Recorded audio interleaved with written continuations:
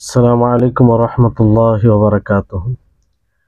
إن الحمد لله نحمده ونستعينه ونستغفره ونعوذ بالله من شرور أنفسنا وسيئات أعمالنا. من يهده الله فلا مضل له ومن يضلله فلا هادي له وأشهد أن لا إله إلا الله وحده لا شريك له وأشهد أن محمدا عبده ورسوله. أما بعد، رب اشرح لي صدري ويسر لي أمري واحلل عقدة من لساني يفقهوا قولي رب زدني علما رب زدني علما। সম্মানিত আজকের ক্লাসে উপস্থিত দিন দরদি দিন প্রেমী সুপ্রিয় ভাই সকল ও সম্মানিতা বোন, সর্বপ্রথম আমরা সেই মহান আল্লাহ পাক রব্বুল আলামিনের কৃতজ্ঞতা প্রকাশ করি, যিনি আমাদের সকলকে আজকের এই গুরুত্বপূর্ণ ক্লাসে শেখুল ইসলাম মোহাম্মদ ইবনে আব্দুল ওয়াহাব রাহিমাহুল্লাহর বই নওয়াকিজুল ইসলামের ক্লাসে উপস্থিত হওয়ার তৌফিক দান করেছেন। তাই আমরা সকলে আল্লাহর শুকরিয়া জ্ঞাপন করব। তারপরে আমাদের সকলের প্রাণ প্রিয় নবী করিম মুহাম্মদ মুস্তাফা সাল্লাল্লাহু আলাইহি ওয়াসাল্লাম, ওনার উপর অসংখ্য শান্তির ধারা বর্ষিত হোক। আল্লাহুম্মা সাল্লি আলাইহি আল্লাহুম্মা বারিক আলাইহি।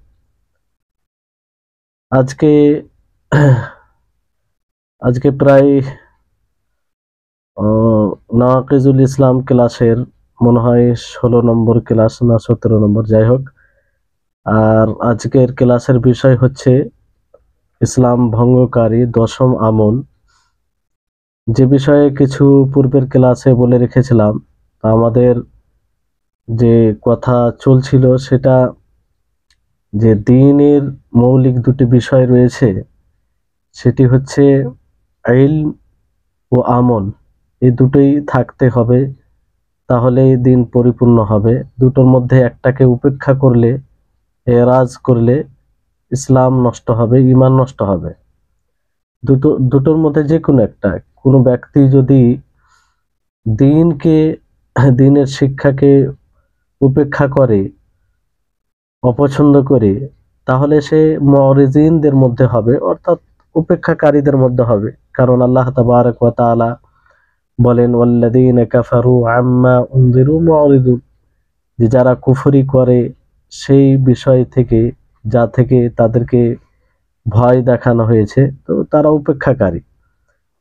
অনুরূপভাবে কোনো ব্যক্তি যদি দলিলকে উপেক্ষা করে, দলিলের অস্বীকার করে, হক কবুল করা থেকে অস্বীকার করে, আর অথচ তার জন্য সুস্পষ্ট করা হয়েছে, এরপরও অস্বীকার করে, শুধু তার কারণ এটা হয় যে তার বাপ দাদা যে কালচারে, যে পদ্ধতিতে রয়েছে সেটা হেফাজত করার জন্য, কিংবা তার পক্ষপাতিত্ব করে যদি এটা হয়, হককে গ্রহণ করে আর বাপ দাদার ধর্মে কালচারে থাকে, তাহলে এটাও এর মধ্যে আসবে। যেমন অনেকেই কবরের ইবাদত করে, কবরের সামনে সাজদা করে, তাকে হক কথা বলা হয়, তার সাথে তর্ক করা হয়, তো সে হককে গ্রহণ করে না তর্ক আলোচনা করার জন্য সে প্রস্তুত হয়।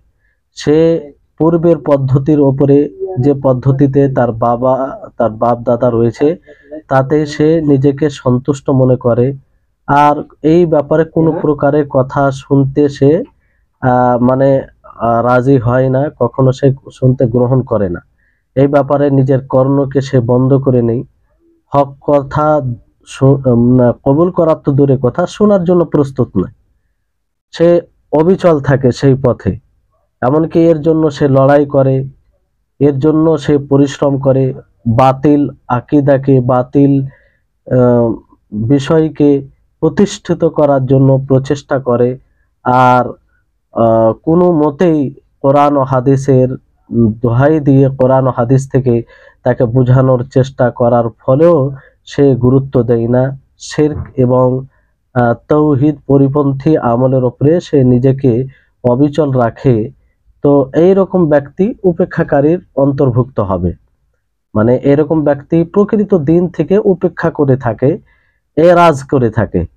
আর দিন বাতিল যেটা দিন, বাতিল দিনের উপরে সে সন্তুষ্ট থাকে। আর এটা আজ বর্তমান সময়ের অনেক মানুষের মধ্যে এই বিষয়টি পাওয়া যায়। বর্তমান যারা দেখবেন যে কবরের কাছে গিয়ে সাজদা করে, এক প্রকার তারা কবর পূজারী।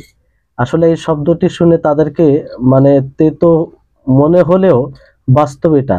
তারা বলে যে না, আমরা কবর পূজা তো করি না, সেখানে আমাদের আউলিয়া রয়েছে, আমাদের সম্মানিত শেখ রয়েছে, পীর রয়েছে, তাদের আমরা একটা সম্মান দিই, আমরা তাদের ইবাদত করি না। তো এটাকে ইবাদত, মূলত ইবাদত, এটা ইবাদতের এক প্রকার। তো এরা হচ্ছে দিনকে উপেক্ষাকারী, প্রকৃত দিনকে উপেক্ষাকারী। এদের ঈমান বিনষ্ট হবে, ইসলাম বাকি থাকতে পারে না।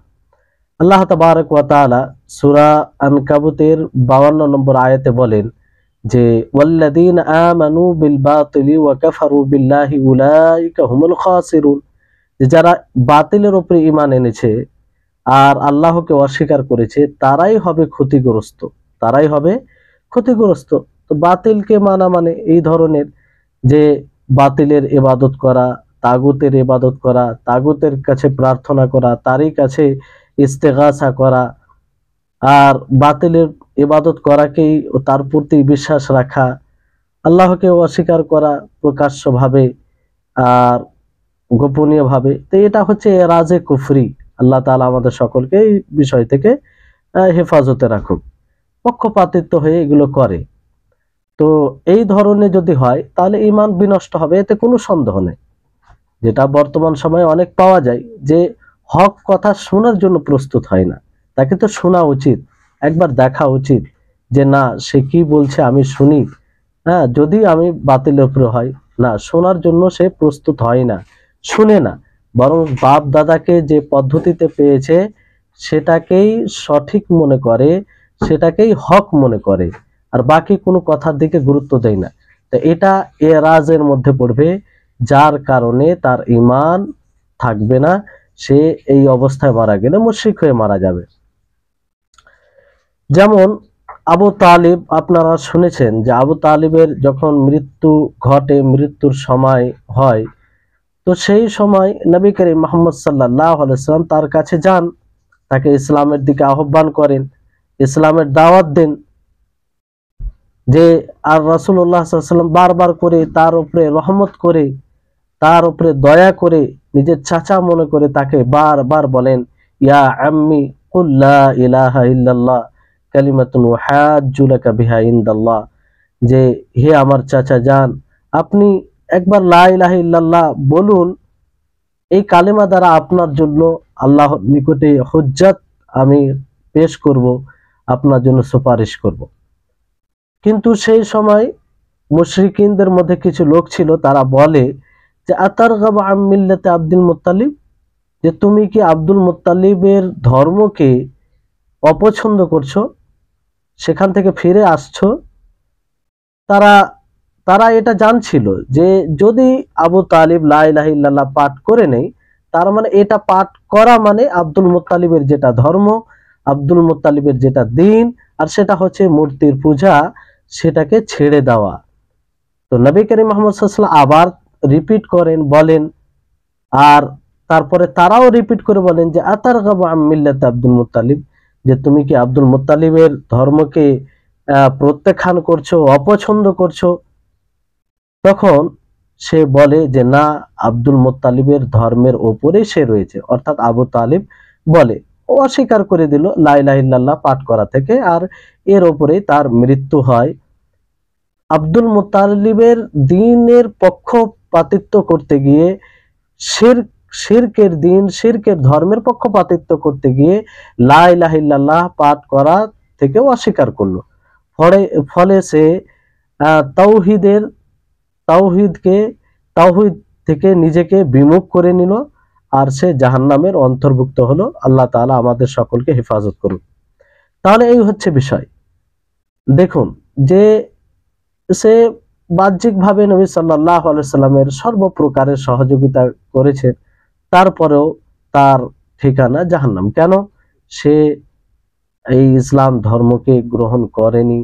ফলে আল্লাহ নবী মুহাম্মদ সাল্লাল্লাহু আলাইহি সাল্লাম বলেন যে লা আস্তাগফিরান্না লাকা মা লাম উনহা আনকা, যে আমি অতক্ষণ পর্যন্ত আপনার জন্য ইস্তেগফার করতে থাকবো, ক্ষমা চাইতে থাকবো, যতক্ষণ পর্যন্ত আল্লাহ তাআলা আমাকে নিষেধ না করবে। তো আল্লাহ তাআলা এই আয়াত নাজিল করে বলে দিলেন যে মা কানা লিন নাবিয়্যি ওয়াল্লাযীনা আমানু আন ইস্তাগফিরু লিল মুশরিকিনা ওয়ালাউ কানু উলি কুরবা মিন বা'দি মা তাবায়্যানা লাহুম আন্নাহুম আসহাবুল জাহিম, যে কোন নবীর জন্য, মুমিনদের জন্য অধিকার নয় যে তারা মুশরিকিনদের জন্য ইস্তেগফার করবে, ক্ষমা চাইবে, যদিও তারা নিকট আত্মীয় হয়, কাছের মানুষ হয়, তাদের নিকটে সুস্পষ্ট হওয়ার পরে আন্নাহুম আসহাবুল জাহিম, তারা জাহান্নামী, তারা জাহান্নামে যাবে, এতে কোনো সন্দেহ নেই। আল্লাহ তাআলা আবু তালিব সম্পর্কে নাজিল করেন ইন্নাকা লা তাহদি মান আহবাবতা ওয়ালাকিন্নাল্লাহা ইয়াহদি মান ইয়াশা ওয়া হুয়া আ'লামু বিল মুহতাদিন, আপনি যাকে চাইছেন, যাকে ভালোবাসেন, যার যার সাথে আপনার ভালোবাসা আছে, যাকে আপনি ভালোবাসেন, তাকে আপনি চাইলে হেদায়েত দিতে পারবেন না। ওয়ালাকিন্নাল্লাহা ইয়াহদি মান ইয়াশা, হ্যাঁ আল্লাহ তাআলা যাকে চাইবেন তাকে হেদায়েত দিবেন। ওয়া হুয়া আ'লামু বিল মুহতাদিন, আর তিনি সবচেয়ে জানেন কে কে হেদায়েত প্রাপ্ত, কে হেদায়েতের উপযুক্ত। তো এই হচ্ছে বিষয়। অনুরূপ ভাবে আরেকটি হাদিস রয়েছে যে তিনজন ব্যক্তি মসজিদে প্রবেশ করে। এখানে দেখেন আবু তালিব যেটা উপেক্ষা করেছিল পুরো দিনকে, যদিও নবী করিম মুহাম্মদ সাল্লাল্লাহু আলাইহি ওয়াসাল্লামের সহযোগিতা করেছিল সার্বিকভাবে, কিন্তু দিনকে উপেক্ষা করেছিল না, দিন সম্পর্কে জানার চেষ্টা করেছে না, দিনের উপরে আমল করার চেষ্টা করেছে, ফলে সে জাহান্নামী, যদিও আল্লাহ নবীকে ভালোবেসে থাকে। তো এই ধরনের যেমন আরেকটি সুস্পষ্ট বিষয় রয়েছে যে তিন ব্যক্তি মসজিদে প্রবেশ করে, নবী সাল্লাল্লাহু আলাইহি ওয়াসাল্লাম সেই সময় সাহাবীদেরকে মানে ওয়াজ উপদেশ দিচ্ছিলেন, হাদিস শোনাচ্ছিলেন, দিন শিখাচ্ছিলেন।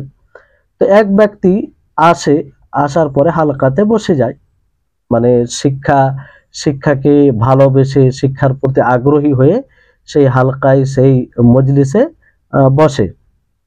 দ্বিতীয় ব্যক্তি সেই মজলিস থেকে চলে যাওয়া থেকে মানে লজ্জা করে, ফলে সে বসে যায়।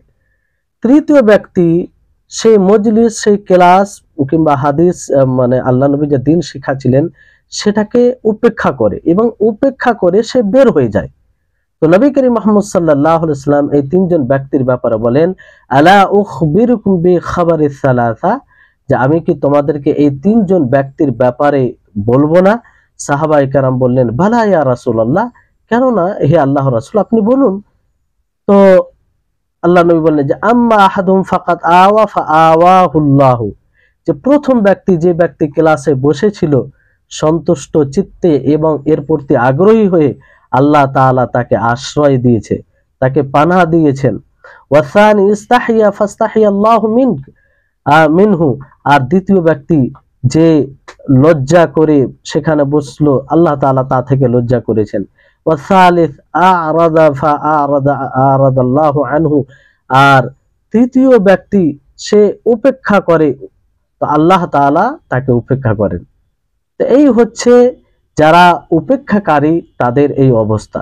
তাহলে বিষয়টি এরকম, অনেক সময় দেখা যায় যে দ্বীনি মজলিস আলোচনা হয়, যেখানে কোরআন হাদিসের আলোচনা হয়, দিন শিক্ষা দেওয়া হয়, অনেকেই মানে সেটাকে ঘৃণা করে বের হয়ে যায়, কিন্তু এই হাদিসের দৃষ্টিতে এটা ছোট মোটো বিষয় নয়, তার ঈমান নষ্ট হতে পারে। ফলে সেখানে যদি বিশেষ কোনো কারণ থাকে, হৃদয়ে একটা চাহিদা থাকতে হবে যে আমি হয়তো সুযোগ থাকলে বসতাম, একটা আগ্রহ, একটা তার প্রতি রাজামান্দি, সন্তুষ্ট এটা থাকবে। কোনো কারণবশত বসলো না, সেটা ভিন্ন বিষয়, কিন্তু বিষয়টি হচ্ছে যে সেটাকে উপেক্ষা করে চলে গেল, গুরুত্ব দিল না, কিংবা সেটাকে মানে এইভাবে নিল যে কি এগুলো, মানে এইসব বিষয় দরকার নেই, কিংবা এরকম যদি এই ধারণা নিয়ে কেউ এরকম মজলিস থেকে দূর হয়ে যায়, না বসে, তাহলে এই হাদিসের আলোকে তার মানে পরিণাম খুব ভয়ঙ্কর হবে। অনেক সময় এটার আর একটা বিষয় হচ্ছে যে ইলমি মজলিসের প্রতি গুরুত্ব দেওয়া মানে স্বয়ং দ্বীনকে গুরুত্ব দেওয়া। কারণ ইলমি মজলিসে দ্বীন শেখানো হয়, সেই মজলিসের সেই মজলিসকে গুরুত্বহীন করা, সেই মজলিসের প্রতি বিশেষ আগ্রহী না হওয়া কিংবা অনাগ্রহীতা দেখানো, মূলত দ্বীনের প্রতি অনাগ্রহী। কেন? যে তা থেকে যদি আমরা অনাগ্রহী তা দেখাই, তাহলে আমরা কি করে দ্বীনকে শিখবো? তো এই হচ্ছে বিষয়। তারপরে দেখবেন যে অনেক দুআত রয়েছে যারা আহ্বায়ক, যারা ইসলামের দিকে আহ্বান করে, তারা বলে অনেক সময় যে মানুষকে তাওহীদ শেখানোর প্রয়োজন নেই, আকীদা শেখানোর প্রয়োজন নেই, মুসলিম যুব দলকে, মুসলিম সন্তানদেরকে আকীদা শেখানোর কোনো প্রয়োজন নেই, তাদেরকে আকীদা শিক্ষা দিতে হবে না, কারণ তারা মুসলিম, এইসব আকীদার শিক্ষা প্রয়োজন নেই, তারা মুসলিম পরিবারে জন্মগ্রহণ করেছে, ফলে এগুলোর কোনো প্রয়োজন নেই। তো এটা কি দিন থেকে উপেক্ষা নয়? এটা কি এরাজ আন তাআল্লুমিদ দ্বীন নয়? অবশ্যই এটা এরাজ আন তাআল্লুমিদ দ্বীন। দ্বীনের শিক্ষা থেকে এটা এক প্রকার এরাজ, উপেক্ষা করা, যেটা ইসলাম ভঙ্গকারী আমল। কারণ দ্বীন কোনো উত্তরাধিকারী বিষয় নয়। যেমন কোনো সন্তান তার বাবা মারা গেলে তার বাবার যা সম্পত্তি রয়েছে সেটার সে জন্মগত কিংবা তার জন্ম ছেলে, ফলে সে ভাগ পাবে, তার কিছু ভূমিকা থাক আর না থাক সে ভাগ পাবে। এরকম বিষয় এটা নয়, দ্বীনের বিষয় এরকম নয় যে কেউ মুসলিম ঘরে জন্ম নিল আর সে দ্বীন শিখে গেল, দ্বীন পেল, তা নয়। বরং দ্বীন অর্জন করতে হয় জ্ঞান অর্জন করার মাধ্যমে, শিক্ষার আদান প্রদান যে মাধ্যম রয়েছে সেগুলো গ্রহণ করার মাধ্যমে। তো এই জন্য দ্বীন শিখা জরুরি, দ্বীনের প্রশিক্ষণ দেওয়া, দ্বীনের প্রশিক্ষণ গ্রহণ করা, তার উপরে আমল করা, এটা জরুরি। তো কোনো ব্যক্তি যদি দ্বীনকে না শিখে, অপছন্দ করে, অপ্রয়োজন মনে করে, অথবা তার উপরে আমল না করে, যদি দ্বীনকে শিখে নেওয়ার পর আমল না করে, অপ্রয়োজন মনে করে, তাহলে এটা এরাজ আনে দ্বীন হবে, অর্থাৎ দ্বীনকে উপেক্ষাকারী হিসাবে গণ্য হবে, যেটা মুরতাদ করে দেয়, ইসলামকে বিনষ্ট করে দেয়, ঈমানকে ভঙ্গ করে দেয়। তো বিষয়টি খুব ভয়াবহ, এজন্য ভাবতে হবে। এরাজ এরকম ভাবেও হয় যে দ্বীনের যেগুলো মৌলিক বিষয় রয়েছে, আকীদার মৌলিক বিষয় রয়েছে, সেগুলোর প্রতি অনাগ্রহিতা, কোনো প্রকারের আগ্রহ না থাকা, এটাও ইসলাম ভঙ্গকারী সমূহের মধ্যে একটি ভঙ্গকারী আমল বিষয়। হ্যাঁ, কারণ যদি মানুষ মৌলিক বিষয়গুলিকে না জানে, মৌলিক বিষয়গুলিকে জানার প্রয়োজন না মনে করে, তাহলে কিভাবে সে দ্বীন শিখবে, কিভাবে তার মধ্যে দ্বীন আসবে? হ্যাঁ, যেটা হচ্ছে যে দ্বীনের যেগুলো বিস্তারিত বিষয় রয়েছে, যেগুলো আহকাম বিধান রয়েছে, সেগুলো হয়তো অলসতার কারণে শিখলো না কিংবা সময় বের করতে পারলো না। তো এটা যে খুব ভালো আমল তা নয়, এটা তো গুনাহ হবে, পাপ হবে, কিন্তু এটা ইসলাম ভঙ্গকারী আমল হবে না, ইসলাম ভঙ্গকারী আমল হবে না। আর যে সব বিষয় ছাড়া, যে সব নীতিমালা ছাড়া, যে সব মৌলিক বিষয় ছাড়া কোনো মানুষের দ্বীন বিশুদ্ধ হবে না, দ্বীন সঠিক হবে না, সেটা যদি না শিখে, না গুরুত্ব দেয়, সেটাকে উপেক্ষা করে, তাহলে এটা ইসলামকে ভঙ্গ করে দিবে, ঈমানকে নষ্ট করে দিবে। তাহলে এই বিষয়টি বুঝতে হবে। যেমন পূর্বে আপনাদের নিকট আলোচনা করা হয়েছে যে ইলম দুই প্রকার। এক প্রকার ইলম যেটা শিখা প্রত্যেক মুসলিমকে জরুরি, আর এক প্রকারের ইলম যেটা প্রত্যেক মুসলিমকে তো জরুরি নয়, কিন্তু যে সমাজে মানুষ বাস করে, সে সমাজের কিছু মানুষ যদি অর্জন করে, সবার পক্ষ থেকে আদায় হয়ে যাবে, যে আদায় করবে তার একটা বিশেষ ফজিলতের গর্বিত বিষয়। তো এই হচ্ছে বিষয়। তো এবার বিষয়টি হচ্ছে যে দ্বীন, এইগুলো বিষয় আমরা জানলাম, এই আলোচনা থেকে বুঝতে পারলাম যে দ্বীনকে এরাজ করা, দ্বীনকে উপেক্ষা করা, কখন এটা নাকিজে ইসলাম হবে, ইসলামকে ভঙ্গ করবে, আর কখন ইসলামকে ভঙ্গ করবে না, এই বিষয়টি আমরা আশা করি বুঝতে পেরেছি। কারণ মানুষের জীবনই হচ্ছে দ্বীন, মানুষের ইলম থেকে কখনো যে মানুষ পরিপূর্ণ মানুষ হতে চায়, যে মানুষ পরিপূর্ণ আল্লাহর উদ্দেশ্যকে বাস্তবায়ন করতে চায়, যে মানুষ আল্লাহর প্রিয় বান্দা হতে চায়, সে নিজেকে ইলম থেকে আলাদা করতে পারে না, নিজেকে জ্ঞান অর্জন করা থেকে আলাদা করতে পারে না। কারণ এই জ্ঞানই হচ্ছে জীবন, এই জ্ঞানই হচ্ছে নূর। যে নূর দ্বারা যে জ্ঞান দ্বারা যে জ্ঞানের মাধ্যমে মানুষ বুঝতে পারবে যে আল্লাহ তাআলা আমাদেরকে কি আদেশ দিয়েছেন এবং তার রাসূল আমাদেরকে কি আদেশ দিয়েছেন এবং তার প্রতি আগ্রহী হবে। আর এই জ্ঞানের মাধ্যমে আমরা জান্নাতের পথ খুঁজে পাই, এই জ্ঞানের মাধ্যমে আমরা জান্নাত সহজে যেতে পারবো। যে যতটা জ্ঞান অর্জন আগ্রহী হবে, যে যতটা নিজেকে ব্যয় করবে জ্ঞান অর্জন করার প্রতি, তার জন্য ততটাই এই জান্নাতি পথ সহজ হবে। আর এটা কোনো মানুষের কথা নয়, বরং নবী করিম মুহাম্মদ সাল্লাল্লাহু আলাইহি ওয়াসাল্লাম তিনি বলেন যে মান সালাকা তারিকান ইয়ালতামিসু ফীহি ইলমান সাহালাল্লাহু লাহু বিহি তারিকান ইলাল জান্নাহ ওয়া মাজতামা কওমুন ফী বাইতিন মিন বুয়ুতিল্লাহি ইয়াতলুনা কিতাবাল্লাহি ওয়া ইয়াতাদারাসুনাহু বাইনাহুম ইল্লা নাযালাত আলাইহিমুস সাকিনাহ ওয়া গাশিয়াতুহুমুর রাহমাহ ওয়া হাফফাতুহুমুল মালায়েকা ওয়া যাকারাহুমুল্লাহু ফী মান ইনদাহু।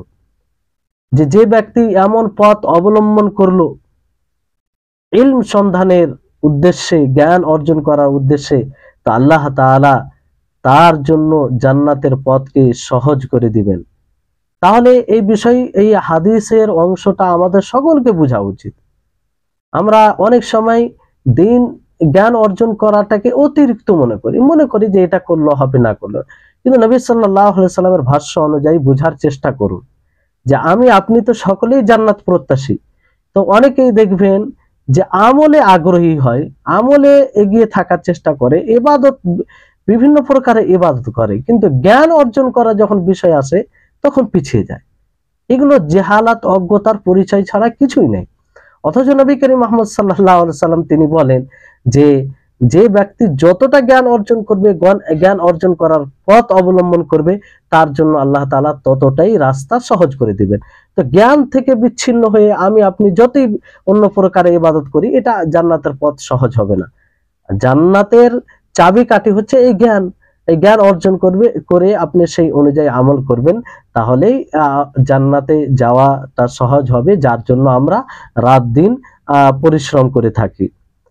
আর এই জ্ঞান বলতে অনেক মানুষের ধারণা থাকে যে এই জ্ঞান অর্জন করা থেকে বলতে কোন জ্ঞান, যারা মাদ্রাসায় পড়াশোনা করে, মাদ্রাসায় জ্ঞান অর্জন করে, তাদের জন্যই এটা বিশিষ্ট। জি না, এটা তাদের জন্য নয়, সকলের জন্য। আপনি নিজের বাড়ি থেকে যতটুকু আপনার সাধ্যে রয়েছে জ্ঞান অর্জন করবেন। এই যে আপনারা অনলাইন এখানে সময় দিচ্ছেন, এখানে সময় ব্যয় করছেন নিজের ব্যস্ততাকে একটু সাইডে রেখে, তো এটাও একটা এই হাদিসের মানে প্রভাব, কিংবা এই হাদিসের উপর আমল, মানে বাস্তবায়ন এই হাদিসকে। কারণ এই ক্লাসে এসেছেন তো অবশ্যই কিছু না কিছু আপনি জ্ঞান পাবেন, বুঝতে পারবেন যে আমার ঈমান কিভাবে রক্ষা হবে। তো এই রক্ষা থেকে বাঁচলে তো আপনার জন্য জান্নাত সহজ হলো। তো আপনি যেখান থেকে যেমন ভাবে পারবেন, যেভাবে পারবেন, সঠিক পদ্ধতিতে জ্ঞান অর্জন করবেন, সেটাই আপনার জান্নাতে যাওয়ার একটি অন্যতম কারণ হবে। যখন যেটা আপনি সুযোগ পাবেন, সেই সুযোগকে গ্রহণ করবেন। তারপরে নবী করিম মুহাম্মদ সাল্লাল্লাহু আলাইহি সাল্লাম বলেছেন যে যেখানে মানুষ আল্লাহর ঘরে, কোনো ঘরে বসবে, একত্রিত হবে, আল্লাহর কিতাব তেলাওয়াত করবে, তার ব্যাপার আলোচনা করবে, তো সেই মজলিসে কি হয়? আল্লাহ তাআলার প্রশান্তি নাজিল হয়, রহমত বর্ষণ হয়, ফারিস্তাগণ তাদেরকে পরিবেষ্টন করে ফেলে, ঘিরে ফেলে, ওয়া যাকারাহুমুল্লাহু ফী মান ইনদাহু, এবং আল্লাহ তাআলা তাদের ব্যাপারে আলোচনা করে যারা তার নিকটে রয়েছে। তাহলে এই বিষয়টি মানে জ্ঞান অর্জন করা, এরকম মজলিসে অংশগ্রহণ করা, এরকম বৈঠকে সময় দেওয়া, উপস্থিত হওয়া, এটা কত গুরুত্বপূর্ণ কাজ। আর আজকে আমরা এই কাজকে একদম হীন করে দিয়েছি, সেরকম গুরুত্ব দিই না। অনেক সময় দেখবেন যে মানুষের মধ্যে রয়েছে, যখন মানে আগে সর্বপ্রথম দেখে যে আমার কাজ কি, যখন সমস্ত প্রকারে কাজ করে ফেলবে, কোনো কাজ নেই, তখন এটাকে জায়গা দেয়। কিন্তু আসলে বিষয়টা এরকম হওয়া উচিত নয়। হ্যাঁ, যেটা একদম কাজ জরুরি, যে কাজ ছাড়া একদম তার বড় ক্ষতি হবে, সেটা আলাদা ভিন্ন বিষয়। কিন্তু মানুষ যে কাজটাকে একটু ম্যানেজ করে অ্যাডজাস্ট করে চলতে পারবে, সেটাকেও প্রাধান্য দেয়। ফলে সারা জীবন সে জ্ঞান অর্জন করা থেকে বিরত থাকে, সারা জীবন ব্যস্ততা করে কাটিয়ে দেয়। ফলে জ্ঞান অর্জন করার সৌভাগ্যতা লাভ করতে পারে না। তো এটা একটা দুর্ভাগ্যের বিষয়। আমরা সততার সাথে চেষ্টা করব দিনের জ্ঞান অর্জন করা, আল্লাহ তাআলা সহজ করবেন। আর আগেই যদি আমি পূর্বে থেকেই বাহানা খুঁজি, কোন একটা হিলা তৈরি করি যে না এটা কাজ আছে, না এখন আমি ব্যস্ত, আল্লাহ তাআলা তো জানছেন যে আমরা কোন ধরনের কাজে ব্যস্ত, সেই কাজটি আমাদের জীবনের জন্য কতটা জরুরি, এটা তো আল্লাহ তাআলা জানছেন। এজন্য এখানেও একটা পরীক্ষা হয় যে আমরা মানে কোন জিনিসকে কোন জিনিসের উপরে প্রাধান্য দিচ্ছি। আল্লাহ তাআলা তো এটা বলে না যে তুমি তোমার পেটকে একদম বিসর্জন করে দিনের পিছনে লেগে যাও, তা নয়। আল্লাহ তাআলা যেখানে ইবাদতের কথা বলেছেন, সেখানে বলেছেন যে তুমি আল্লাহর রুজির সন্ধান করো। তো অবশ্যই আপনাকে আমাকে রুজির সন্ধান করতে হবে, কিন্তু এই রুজির সন্ধান করতে গিয়ে একটা ছোটখাটো বিষয়কে আপনি বাহানা বানিয়ে সারা জীবন এই জ্ঞান অর্জন করা থেকে দূরে থাকবো, তো এটা তো কোনো গ্রহণযোগ্য ওজোর হবে না।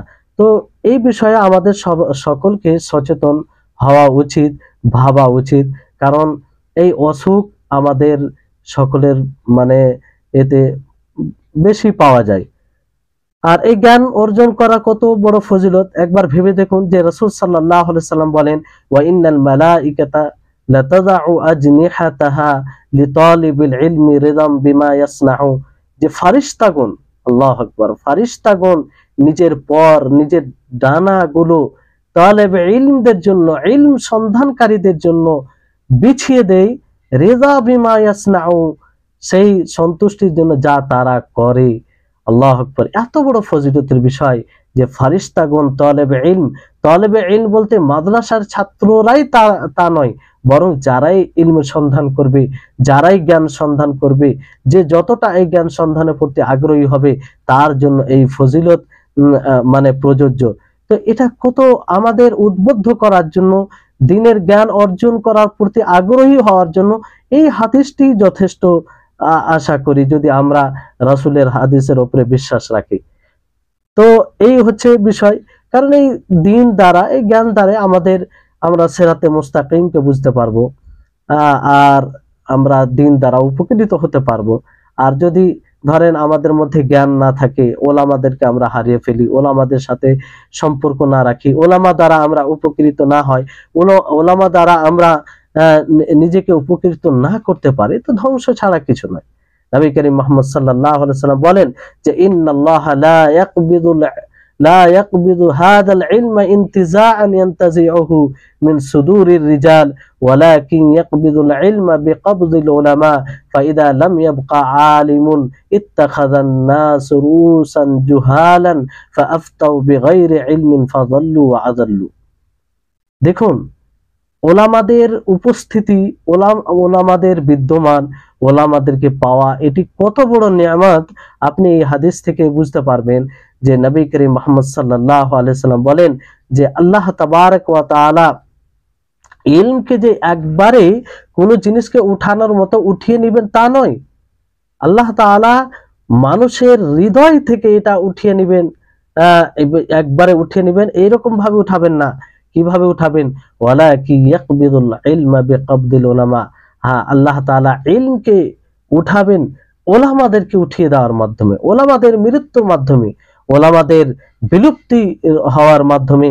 ফাইদা লাম ইয়াবকা, আজকে দেখুন যেসব ওলামা ইকরাম কাজ করছেন, তারা যখন দুনিয়া থেকে বিদায় নিচ্ছেন, তাদের জায়গা কেউ নিতে পারে না, কেউ সেই ক্ষতিটা পূর্ণ করতে পারে না।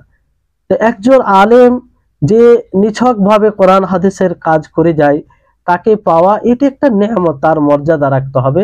আর মর্যাদা রাখার মানে এটাই যে তার দ্বারা উপকৃত হতে হবে, দিনের দিক দিয়ে উপকৃত হতে হবে, এটাই হচ্ছে বিষয়। তো আল্লাহ তাআলা ওলামাদেরকে উঠার মাধ্যমে এই ইলমকে উঠিয়ে নেবেন। এমন একটি সময় আসবে যে আলেম বাকি থাকবে না। আজকে দেখুন প্রায় জায়গায় দেখবেন যে প্রকৃত আলেম, তো আপনি আলেম বেশে, আলেম পোশাকে, আলেম মুখোশে এখনো অনেক লোক আছে, কিন্তু প্রকৃত আলেমের সংখ্যা অনেক কম। কিছু কিছু এলাকা দেখবেন যে প্রকৃত আলেম না থাকতে হক কথা মানুষ জানতে পারে না, হক কথা জানতে পারে না, প্রকৃত আলেমকে সুযোগ দেওয়া হয় না, ফলে প্রকৃত দিন থেকে মানুষ মাহরুম রয়েছে, বঞ্চিত রয়েছে। এটা একটা সেই হাদিসের, যে এই হাদিসে বলা হয়েছে তার একটা লক্ষণ, যেটা আমরা বিভিন্ন এলাকায় দেখতে পারি। যে একটা বড় গ্রাম রয়েছে, সেখানে এমন এক ইমাম নির্ধারিত রয়েছে যে দিনের মৌলিক বিষয়গুলো বুঝে না। আর এটা অনেককে দেখবেন, কিন্তু মানুষ মনে করে যে তাকে বড় আলেম, তাকে ফতোয়া জিজ্ঞাসা করে, তার কাছে জ্ঞান নেই, ফলে তার পকেটে যা আছে তাই সে দিবে, আর সেটা দেয়, নিজে পথভ্রষ্ট এবং অন্যকে পথভ্রষ্ট করে। তো এই জন্য আমাদেরকে এই ব্যাপারে সচেতন হতে হবে। যতদিন আল্লাহ তাবারক ওয়া তাআলা এই নেয়ামতকে আমাদের মাঝে রেখেছেন, আমরা পেয়েছি, তাদেরকে আমরা সঠিক কাজে ব্যবহার করব এবং তাদের দ্বারা উপকৃত হব। তো তারা এটাই করবে যে যখন আলেম থাকবে না, জাহিল মানুষকে রাইস বানাবে, নেতা বানাবে, মুফতি বানাবে, তারা ইলম ছাড়াই ফতোয়া দেবে, নিজে পথভ্রষ্ট হবে এবং অন্যদেরকে পথভ্রষ্ট করবে। তো বিনা ইলম ফতোয়া দেওয়া এটা জালালাত, গুমরাহি।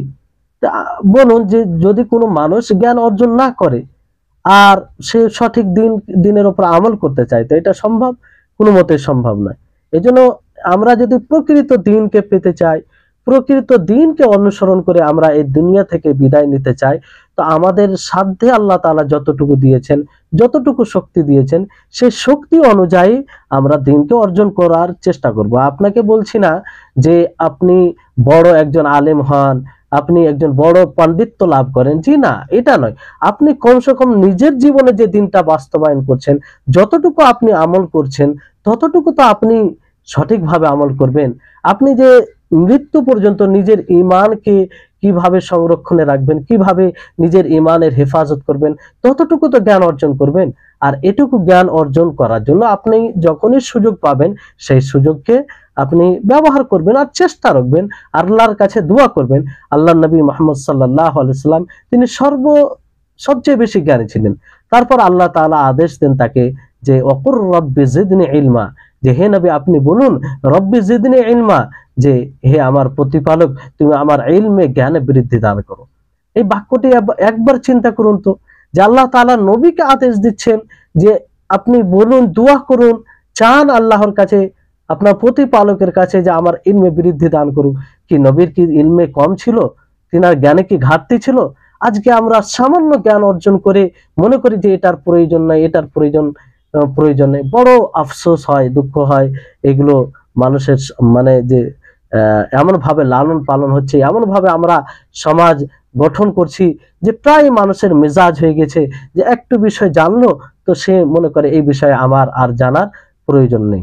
তাহলে এই বিষয়ে আমাদেরকে নিজে আগ্রহী হতে হবে, অন্যদেরকে আগ্রহী আমরা করার চেষ্টা করব। তো এখানে যেটি বিষয় হচ্ছে যে আমরা দিনকে উপেক্ষা করা বিষয় আরো কয়েকটি আপনাদের গুরুত্বপূর্ণ কথা যেটি বলার প্রয়োজন মনে করছি, সেটা হচ্ছে যে যে কুফরে এরাজ মানে উপেক্ষা করা, একটা তো সরাসরি কুফর হয়, যেমন ধরেন যে কান হৃদয় থেকে একদম উপেক্ষা করা, মানে আপনি দিনের কথা না শুনতে রাজি আছেন, না হৃদয় থেকে সেটা গ্রহণ করতে রাজি আছেন।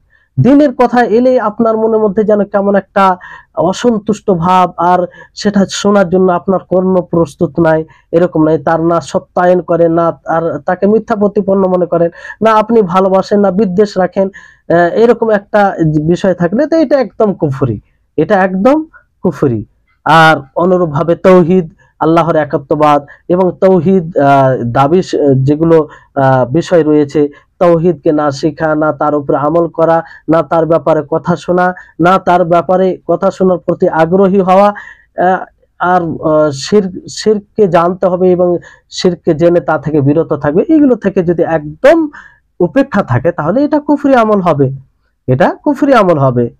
হ্যাঁ, এবার যদি কোনো মানুষ দিন মৌলিক বিষয়কে জানে কিন্তু কিছু কিছু বিষয় থেকে সে মানে হয়তো দূরে আছে, তো এটা সরাসরি কুফরি বলা যাবে না, যেমন মানে কিন্তু হয়তো সে জ্ঞান অর্জন করে না, তো এটা গুনাহ হবে, পাপ হবে, যেটা আলোচনায় আপনাদেরকে বলেছে। এই জন্য লেখক রাহিমাহুল্লাহ সাথে সাথে বলেছেন যে আল ইরাদ আন দীনিল্লাহি লা ইয়াতাআল্লামুহু ওয়া লা ইয়ামালু বিহি, যে এমন ভাবে দিনকে উপেক্ষা করে যে না তার ব্যাপারে শেখার প্রচেষ্টা, না তার উপরে আমল করার প্রচেষ্টা। তাহলে আল্লাহর আয়াত থেকে একদম উপেক্ষা করে যাওয়া, পিছিয়ে যাওয়া, না তাকে শেখার প্রচেষ্টা করা, না আমল করা, এটা একদম কাফির জালেম হবে। আর যে রাসূল সাল্লাল্লাহু আলাইহি সাল্লামকে উপেক্ষা করবে, যেভাবে বলা হলো তাওহীদ থেকে কিংবা তাওহীদের আমল করা থেকে, তাহলে এগুলো সব কুফরি আমল হবে। এবার এখানে লেখক রাহিমাহুল্লাহ শেষে যে আলোচনা নিয়ে এসেছেন খুবই গুরুত্বপূর্ণ, আর এইগুলো খুব ভালোভাবে আপনারা শুনবেন। এখানে বলেন লেখক রাহিমাহুল্লাহ যে ওয়ালা ফারকা ফি জামিই হাযিহিন নাওয়াকিদ বাইনাল হাজিলি ওয়াল জাদ্দি ওয়াল খাইফি ইল্লাল মুকরা, যে এই সমস্ত যেগুলো নাওয়াকিজ ইসলাম ভঙ্গকারী বিষয় পূর্বের ক্লাসে আলোচনা হলো, আপনারা পড়লেন। এই সমস্ত নাওয়াকিজ ইসলামে এই সমস্ত বিষয়ে মানে কেউ যদি সিরিয়াস ভাবে বলে এবং হাসি ঠাট্টা করে বলে, মজাক করে বলে, ভয়ভীত অবস্থায় বলে, এতে কোনো পার্থক্য নেই। যদি কেউ সিরিয়াস অবস্থায় বলে তবুও সে কুফরি করবে, আর যদি হাসি মজাক উপহাস মজাক করে বলে তাহলে এটা কুফরি আমল হবে। যতগুলো পিছনে বিষয় বলা হয়েছে আপনারা বুঝতে পারছেন। আর ভয়ের কারণে শুধু যদি বলে, শুধু ভয়ের কারণে, তাহলে এটা কুফরি আমল হবে, কুফরি বিষয় হবে। ইল্লাল মুকরা, হ্যাঁ, যে বাধ্য হবে, যে মুকরা হবে। এবার মুকরা কোন ব্যক্তি, এটার আলোচনা আসবে। তো বিষয়টি হচ্ছে এখানে বাইনাল হাজিল ওয়াল জাদ বলা হয়েছে। তো হাজিল কাকে বলা হয়? যে মজাক করা, মানে হাসি মজাক করে কোনো জিনিস, যেমন আমরা সাথীদের সাথে, বন্ধুদের সাথে কথা বলতে গিয়ে বলে দিই, মানে হাসি মজাক করতে গিয়ে অনেক কথা, বড় বড় কথা বলে দিই, আর সেটা হয়তো পার্থিব জীবনে আমরা বড় মনে করি না, কিন্তু শরীয়তে এটা কিন্তু বড় বিষয় হয়ে যাবে, এটা গ্রহণযোগ্য হবে না। কেউ যদি হাসি মজাকেও বলে থাকে পূর্বের কথাগুলো, যে 10টি আপনাদেরকে নাওয়াকিজ ইসলাম বলা হয়েছে, তার বিস্তারিত আলোচনা হয়েছে, তো এটাও তা সত্ত্বেও এটা ওযর হবে না, এটা মানে গ্রহণ করা যাবে না যে হাসি মজাকে বলেছেন এই জন্য এটা গণ্য হবে না, না। আর জাহাদ কাকে বলা হয়?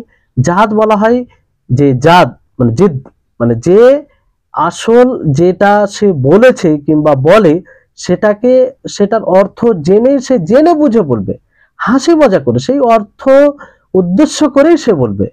আর এর উপরে দলিল আপনারা পূর্বে শুনেছেন যে কুল আবিল্লাহি ওয়া আয়াতিহি ওয়া রাসূল, এই আয়াতের প্রেক্ষাপট যে নাজিল হওয়ার কারণে উল্লেখ করা হয়েছিল, সেখানে বলা হয়েছে না যে সেই ঘটনা যে তাবুক যুদ্ধে নবী করিম মুহাম্মদ সাল্লাল্লাহু আলাইহি সাল্লাম সেই তাবুক যুদ্ধে কিছু সাহাবায়ে কেরাম বসেছিলেন, তো তাদের মধ্যে একজন বলে যে মা রাআইনা মিসলা কুররাইনা ওয়া হাউলাই আকযাবু আলসিনাতিন ওয়া আরকাবু বুতুনান, আকযাবু আলসিনাতান ওয়া আরগাবু বুতুনান ওয়া আজবানু ইনদাল লিকা। তারা বলেছিল যে আমাদের মতো মানে আমাদের এই কারীদের মতো আমি দেখিনি, সেই ব্যক্তি বলেছিল এইভাবে, দেখিনি যে তারা সবচেয়ে, মানে এরা সবচেয়ে মিথ্যুক, এরা সবচেয়ে বেশি খায়, আর এরা কাপুরুষ যুদ্ধের সময়।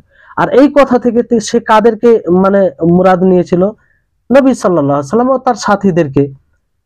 আর ওই মজলিসে কিন্তু এক যুবক ছিল, যুব সাহাবী ছিলেন, তো তিনি তাকে বলেন, তার নাম ছিল অফ বিন মালিক। তিনি এটার অস্বীকার করেন, ইনকার করেন, এবং তাকে বলেন যে কাযাবতা, তুমি মিথ্যা কথা বলছো, তুমি মুনাফিক, এটা তো মুনাফিকের কথা, আমি অবশ্যই রাসূল সাল্লাল্লাহু আলাইহি সাল্লামকে এই বিষয়ে জানাবো। তো বরং তিনি গেলেন, নবী সাল্লাল্লাহু আলাইহি সাল্লামকে খবর দিলেন। তার আগেই, তার পূর্বে আল্লাহর নবীর উপরে ওহী অবতীর্ণ হয় এবং নবী সাল্লাল্লাহু আলাইহি সাল্লামকে এই বিষয়ে জ্ঞাত করা হয়। যখন তারা জানতে পারলো, যারা বলেছিল, একজন ব্যক্তি বলেছিল, বাকিরা সমর্থন করেছিল, তো তারা এসে আল্লাহ নবীকে উযর পেশ করতে লাগলো, বলল যে আল্লাহ নবী, আমরা তো হাসি মজাক করে বলেছিলাম, আমরা তো এটা সিরিয়াস ভাবে বলিনি, শুধু হাসি মজাক করে বলেছিলাম। তো রাসূল সাল্লাল্লাহু আলাইহি ওয়াসাল্লাম তাদের কথায় কোনো গুরুত্ব দেন না, আর শুধু এই আয়াতটি তেলাওয়াত করে যান, আল্লাহ নবী বলেন ওয়ালা ইন সাআলতাহুম লা ইয়াকুলুন্না ইন্নামা কুননা নাখুযু ওয়া নালআবু কুল আবিল্লাহি ওয়া আয়াতিহি ওয়া রাসূলিহি কুনতুম তাস্তাহজিউন লা তা'তাযিরু ক্বাদ কাফারতুম বা'দা ঈমানিকুম। যে আপনি যদি তাদেরকে জিজ্ঞাসা করেন, তারা বলবে যে আমরা তো খেল তামাশা করছিলাম, হাসি মজাক করছিলাম। আল্লাহ নবী আপনি বলে দিন যে যারা আল্লাহকে নিয়ে, তার আয়াতকে নিয়ে, তার রাসূলকে নিয়ে উপহাস করে, হাসি মজাক করে, লা তা'তাযিরু ক্বাদ কাফারতুম বা'দা ঈমানিকুম, ঈমানের পরে তাদের কুফরি করা কোনো উযর গ্রহণ করা হবে না। অর্থাৎ তারা যে এখন বলছে যে আমরা হাসি মজাক করছিলাম, এটা কোনো গ্রহণযোগ্য হবে না, আল্লাহ তাআলা গ্রহণ করবেন। তো এখানে দেখেন যে তারা হাসি মজাক করার পরেও আল্লাহ তাআলা তাদের মানে কবুল করেননি। তাহলে এতে কোনো পার্থক্য নেই। কোনো মানুষ হাসি মজাক করতে গিয়ে যদি বলে দেয়, তাহলে এটা বাস্তবায়ন হয়ে যাবে, সে তার ঈমান নষ্ট হয়ে যাবে। এবার আসুন, সিরিয়াস ভাবে তো ওটা হবে, ওটাতে কোনো সমস্যা নাই। মানে ওটা যেহেতু উদ্দেশ্য করেই বলে। তারপরে যে বিষয়টি আসে সেটি হচ্ছে যে ভয়ের কারণে। কিসের কারণে? ভয়ের কারণে যদি কেউ করে, এই ভয়ের কারণে বললো এটা প্রযোজ্য হবে। মানে ভয়ের কারণে বললো ইসলাম বিনষ্ট হবে, ঈমান নষ্ট হবে, শুধু ভয়ের কারণে, এটা মানে উযর গ্রহণযোগ্য হবে না। মানে কুফরি কালেমা যদি, যেমন ধরেন মানে গ্রহণযোগ্য হবে না ভয়ের কারণে, সে কুফরি কথা বলুক অথবা কুফরি কর্ম করুক। যেমন অন্যদের জন্য জবাই করা, আল্লাহ ছাড়া অন্য ব্যতীত কারোর জন্য জবাই করা, ইসলামকে গালি দেওয়া, মুসলিমদেরকে গালি দেওয়া, শুধু ভয়ের কারণে, যে কাফেরদের একটা ভয় রয়েছে, এই জন্য সে ইসলামকে গালি দিয়ে ফেললো, আল্লাহকে গালি দিয়ে ফেললো, কিংবা দিনের কোনো বিষয় থেকে নিজেকে নামিয়ে নিল কাফেরদের ভয়ের কারণে। তাকে যদি জিজ্ঞাসা, ভাই কেন আপনি করলেন? যে ভয়, এরকম একটা ক্ষতি হতে পারে, এই ভয়ের কারণে। তো এই ভয় কোনো উযর গ্রহণযোগ্য নয়। আল্লাহ তাআলা বলেন ওয়াদ্দু লাউ তুদহিনু ফায়ুদহিনুন, আপনি যদি তারা চায় যে আপনি আপোষ করুন, তারাও আপোষ করবে, তোষামত করুন আপনি, তারাও তোষামত করবে। আফা বিহাদাল হাদিস আনতুম মুদহিনুন, আপনি এই কথার উপরে তো তোমরা কি আপোষ করো, তোষামত করো? তো আল্লাহ তাআলা যেমন আরেকটি আয়াতে বলেন, সূরা ইসরা 74 নম্বর আয়াতে, ওয়াইন কাদু লায়াফতিনুনাকা আনিল্লাযী আওহাইনা ইলাইকা লিতাফতারি আলাইনা গায়রা ওয়া ইযাল লাত্তাখাযুকা খালিলান ওয়ালাউলা আন সাব্বাতনাকা লাকাদ কিত্তা তারকানু ইলাইহিম শাইয়ান কালিলা। যে তারা অচিরেই আপনাকে ফিতনায় ফেলে দিবে সেই বিষয় থেকে যা আমি আপনার উপরে ওহী অবতীর্ণ করি, যাতে আপনি আমার উপরে মিথ্যা রটান, আর আপনি তাদেরকে, তারা আপনাকে খলিল বানাবে। আমি আপনাকে যদি ধীর না রাখতাম, সবই অবিচল না রাখতাম, তাহলে আপনিও তাদের দিকে কিছু ঝুঁকে যেতেন তাদের। তো এই আয়াত থেকে স্পষ্ট হচ্ছে যে শুধু ভয়ের কারণ। দেখেন আল্লাহর নবীর উপরে যে সময় এই আয়াত নাজিল হয়, আল্লাহ নবীর কি ভয় ছিল না? আল্লাহ নবীর বিরুদ্ধে কত রকম তারা পরিকল্পনা করে, ষড়যন্ত্র করে, অন্যায় জুলুম অত্যাচার করে। আর সেই সময় আল্লাহ তাআলা বলছেন যে তুমি তাদের সাথে তোষামত করতে পারবে না, তাদের সাথে আপোষ করতে পারবে না। যে সময় কাফেরেরা আসে আল্লাহ নবীকে বলেন যে আপনি 1 বছর আমাদের ধর্মকে মানুন, আমরা 1 বছর আপনার ধর্মকে মানব। আল্লাহ নবীকে মেনে নিয়েছিলেন? আল্লাহ নবীর আশঙ্কা ছিল না, ভয় ছিল না? মানে এটা ভয়ের কি সময় ছিল না তখন? অবশ্যই ভয়ের সময় ছিল। কারণ চারদিক থেকে মুসলিমদের উপরে অন্যায় জুলুম অত্যাচার, মুসলিমদের উপরে বিভিন্ন রকম ভাবে তারা জুলুম অন্যায় করেছে। তারপরেও সেই সময় আল্লাহ তাআলা আয়াত নাজিল করে এটা স্পষ্ট করেছেন যে আপনি তোষামত করতে পারেন না, তাদের সাথে আপোষ করতে পারেন না দিনের কোনো বিষয়কে নিয়ে। তো শুধু ভয়ের কারণে যদি এটা করা থাকে, তাহলে এই উযর গ্রহণযোগ্য হবে না। হ্যাঁ, যদি ধরেন আপনার হৃদয় তার উপরে সন্তুষ্ট আছে ঈমানের উপরে, আর আপনাকে বাধ্য করা হয়েছে, মানে ভয় শুধু নয়, বাধ্য করা হয়েছে, না করলে আপনার মানে উপায় নেই, আপনার জান চলে যাবে, আপনি হালাক হয়ে যাবেন, বরবাদ হয়ে যাবেন, তখন আপনি করবেন। আপনার হৃদয় কিন্তু ঈমানের উপরে মানে নিশ্চিত থাকবে, তাহলে সে সময় এটা মানে গ্রহণযোগ্য হবে। আল্লাহ তাবারক ওয়া তাআলা বলেন ইল্লা আন তাত্তাকু মিনহুম তুকা, সূরা আল ইমরান 28 নম্বর আয়াত। অনুরূপভাবে আল্লাহ তাআলা ওই আম্মার বিন ইয়াসিরের বিষয়টি বলেছেন, সেই ঘটনাকে লক্ষ্য করে আল্লাহ তাআলা নাজিল করেন যে ইল্লা মান উকরিহা ওয়া কলবুহু মুতমাইন্নুন বিল ঈমান ওয়ালাকিন মান শারাহা বিল কুফরি সাদরা, যে যাকে মানে প্রেসার দেওয়া হয়েছে, প্রেসার বলতে বাধ্য করা হয়েছে, অথচ তার হৃদয় মুতমাইন রয়েছে ঈমানের উপরে, আর তো এই ক্ষেত্রে তার উজর গ্রহণযোগ্য হবে, তার উজর গ্রহণযোগ্য হবে। তো সময় প্রায় হয়ে এলো। আর বিষয়টি হচ্ছে যে আরেকটি বিষয় বলে আজকের ক্লাস শেষ করব, সেটি হচ্ছে দেখেন যে এই ইকরা সাব্যস্ত হবে, এটি কয়েকটি শর্ত আছে, সেই শর্ত ছাড়া এটি সাব্যস্ত হবে না। 1 নম্বর শর্ত হচ্ছে যে মুকরা তখনই মনে করা যাবে, বাধ্য তখনই মনে করা যাবে যখন মানে একদম বাধ্য হবে, মানে এটা মানে কুফরি কথা তখনই বলা যাবে। 1 নম্বর হচ্ছে যে সে বাধ্য হবে, শুধু ভয়ের কারণে নয়, শুধু ভয়ের কারণে নয় যে বলতে পারবে, বরং বাধ্য হবে, তাছাড়া তার কোনো উপায় থাকবে না, এটা একটা শর্ত। দ্বিতীয় শর্ত হচ্ছে যে সেই সময় তার হৃদয় ঈমানের উপরে মুতমাইন থাকতে হবে। আসল ঈমানের উপরে মুতমাইন থাকবে, শুধু জবান দ্বারা সে হয়তো বলবে, তাহলে এটা দ্বিতীয় শর্ত, এটা যদি পাওয়া যায় তো হবে। তৃতীয় শর্ত হচ্ছে যে তার উদ্দেশ্য হবে যে ইকরা রয়েছে, ইকরা মানে বাধ্যকতা, এটাকে শুধু দূর করার জন্য, দেফা করার জন্য বলবে, কাফেরদেরকে খুশি করার জন্য নয়। এর মধ্যে যদি কাফেরদেরকে খুশি করার উদ্দেশ্য নিয়ত করে নেয় তাহলে সে কিন্তু কাফের হয়ে যাবে। যেমন আম্মার বিন ইয়াসির রাদিয়াল্লাহু তাআলা আনহু, তার সাথে যেটা ঘটেছিল, কাফেরেরা তাকে ধরে এবং বাধ্য করে যে সে যেন রাসূলকে গালি দেয়, তাকে তাছাড়া মানে কোনো উপায় ছিল না, ফলে তিনি গালি দিয়েছিলেন। আর তিনি এতে নিজেই মানে খুব দুঃখিত হয়েছিলেন, লজ্জিত হয়েছিলেন। ফলে রাসূল সাল্লাল্লাহু আলাইহি সাল্লামের কাছে এসে এই কথা বলেন। রাসূল সাল্লাল্লাহু আলাইহি সাল্লাম তাকে বলেন, কাইফা তাজিদু কলবাকা, যে তুমি সেই সময় তোমার হৃদয়কে কেমন পেয়েছিলে? তিনি বলেন যে মুতমাইন্নাম বিল ঈমান, আমার হৃদয় তো ঈমানের উপরে মুতমাইন ছিল, নিশ্চিত ছিল। তো রাসূল সাল্লাল্লাহু আলাইহি সাল্লাম বলেন, ইন আদু ফাউদ, তারা যদি ফিরে আসে তো ফিরে যা। যাই হোক, মানে এই আয়াত থেকে মানে এই ঘটনা থেকে বোঝা যায় যে এই অবস্থায় বললে কোনো অসুবিধা নেই। তারপর আল্লাহ তাআলা এই আয়াত নাযিল করেন, মান কাফারা বিল্লাহি মিন বাদি ঈমানিহি ইল্লা মান উকরিহা ওয়া কলবুহু মুতমাইন্নুন বিল ঈমান ওয়ালাকিন মান শারাহা বিল কুফরি সাদরান ফাআলাইহিম গাযাবুম মিনাল্লাহি ওয়া লাহুম আযাবুন আযীম। তো এইভাবে পুরো দুটি আয়াত রয়েছে সূরা আন-নাহলের 106 7 নম্বর আয়াত। তো এক কথাই দ্বীনের কোনো বিষয় থেকে নিচে নামা যাবে না, দুনিয়ার কোনো লালচে পার্থিব কোনো বিষয়কে প্রাধান্য দিতে গিয়ে, অথবা কাফেরদেরকে খুশি করতে গিয়ে, অথবা তাদের সাথে তোষামত করতে গিয়ে করা যাবে না। হ্যাঁ, যখন বাধ্যকতা হবে, একদম মুকরা হবে, তখন সে বিষয়টি আলাদা। যেমন এর ঘটনা অনেক রয়েছে সালাফদের মধ্যে যে তারা কখনো এটা করেনি। যেমন ইমাম আহমদ বিন হাম্বল রাহিমাহুল্লাহ, আপনারা শুনেছেন যে তার উপরে কত জুলম হয়েছে, অন্যায় হয়েছে, একদম অনেক জুলুম করা হয়েছে। তারপরে কি উনি মানে কোনো কুফরি বলেছিলেন যে আল্লাহ তাবারাক ওয়া তাআলার কোরআন কালাম এটা মাখলুক? বলেননি। কারণ সে তখন শুধু ওনার জন্য ভয় ছিল, ইকরাহ ছিল না, ভয় ছিল, এই কারণে তিনি বলেনি।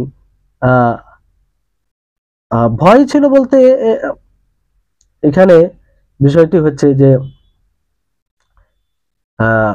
এইখানেও ওনার জন্য হয়তো বাধ্যকতা ছিল, কিন্তু উনি আফজালের উপরে আমল করেছিলেন, উনি আফজালের উপরে, উত্তমের উপরে আমল করেছিলেন।